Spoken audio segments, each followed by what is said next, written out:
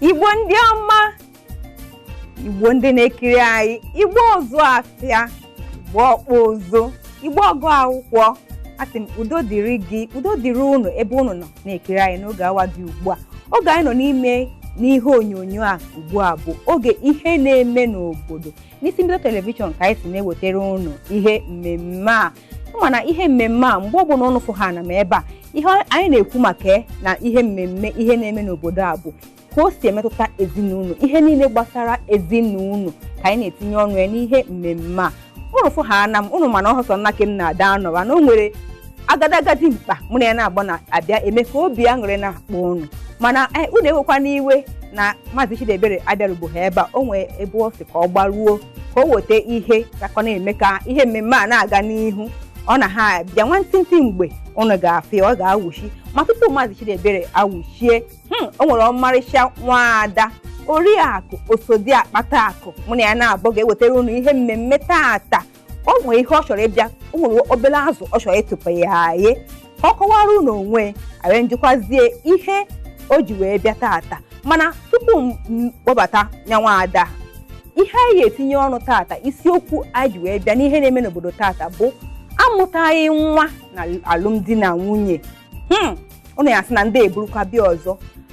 Ihe anyị chọrọ itinye ọnụ ahụ obere ife, ihe ahụ ihe na ọ gbasago ọtụtụ alụmdi na nwunye, ọ na nyawa ihe adịghị mma, o mewago ụfọdụ ndị mmadụ obi, ọ na-ebute ọtụtụ ife n'ezinụlọ. Nyawa ihe anyị chọrọ itinye ọnụ taata. Kedu ihe bụ ife ụfọdụ gasị anyị amachaghị, anyị asị na anyị macha ihe niile na-ebute na nwaanyị ya nwee nwa na be di, ma ọ bụ na nwoke enweghị ike ime ihe o ji ewuru nwoke na alụmdi na nwunye. Mana anyị nwere ike ịkọwatara ụnụ ụfọdụ ife na-ebute na aha amụta nwa n'ezinụlọ, kọwara ụnụ ihe ọ na-ebute, kọwakwara ụnụ ụzọ enwere ike isi mee ka ihe ha mebiri emebi tụkwa mma. Nyawa ihe anyị ga-atinye ọnụ taata. Mana tupu anyị aga n'iru nke ahụ, dịka m si gwa ụnụ na mbụ na o nwere ọmarịcha ada mụ na ya na-abụ n'ebe a, ọ bịa nwee ihe azụ ọ chọrọ ịtụpe ya anyị maka ihe na-ewuzi n'ọgbọ kịta na ihe na-eme n'obodo. Ama m na ụnụ ya da-ajụ kedu ihe m na-ekwu ha. O nweziri ego kịta, ego na-aga n'ikuku, ego na-agbagharị ebe niile kịta dị n'ọgbọ. Ọkwa na ịbanye bụ nyawa ihe, biko ana m ha agwa gị tupu nwaada ekwucha mee tụgharịa echiche mara otu ihe esi wee mee gịnị jebanye na nyawa otu ndị na-akpụta ego igwe. Biko nwaada ọmarịcha nwa, biko kọwara Igbo onye ewo, ịkọwara ha ịkọwakwana ha ife ị na-eme. Nwaada Suzan bụrụkwa Oriakụ Ọkpata Akụ imeela.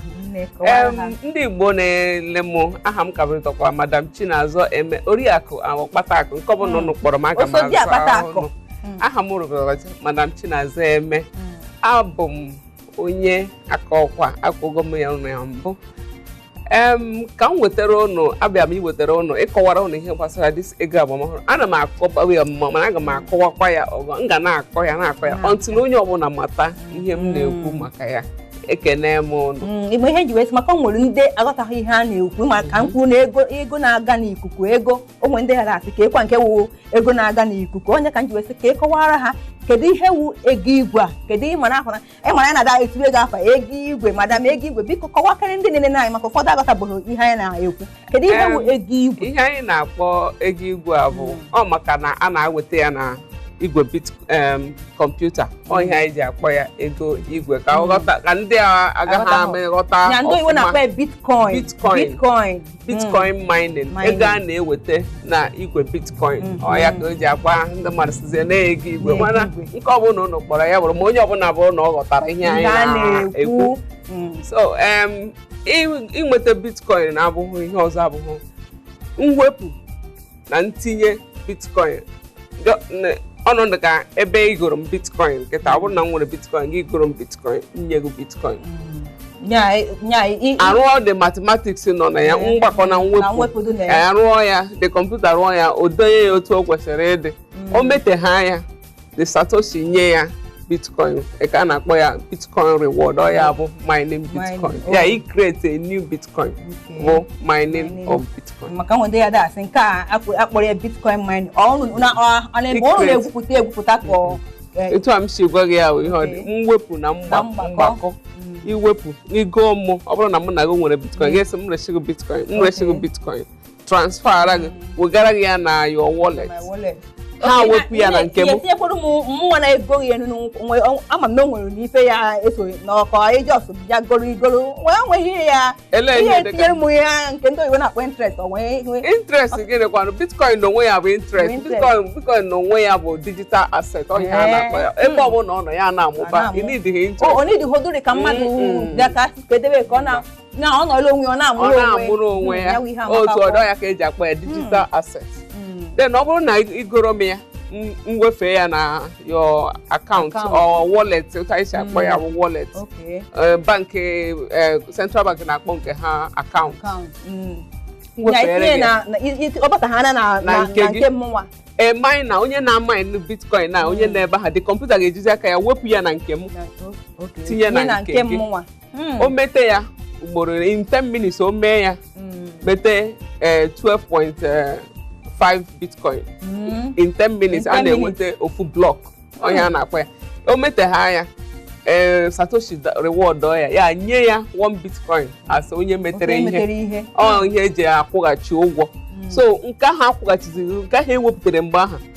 bụ ihe a na-akpọ bitcoin mining onwe ihe ọzọ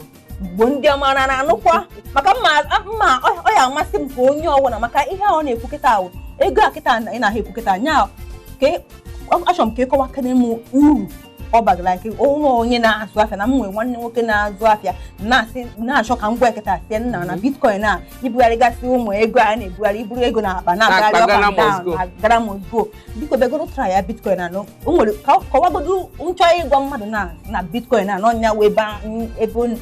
anọ nya na-ewu abaghọzuru na ihe eburu akpa na-agagharị ma ọ isi a na-agwa ndị apụnapụrụ ego ma ọ apụta kọwagoduru ndị na-ego anyị kedu uru ọ bara chọọ itinye bitcoin uru ọ bara ndị Igbo na-ege m ntị uru bitcoin bara dị ọtụtụ ama m ebe m si ebido mana aga m akọgodu nke kachasị mkpa ihe dịka mmadụ ibugharị ego na Ghana Moscow nke ahụ bụgodu nke bụ achịcha mkpa ọ bụ nke iburu ego na-apụta ọ naghị eru oge mgbe ọnwa Disemba ihe ga na-anọ bụ na onye achịkwe ego wee na-apụta na bank ndị naghara ya so ọ bụrụ ha nọ ihe gbasara bitcoin onweghị onye mara ibu ego because ego ahụ nọ na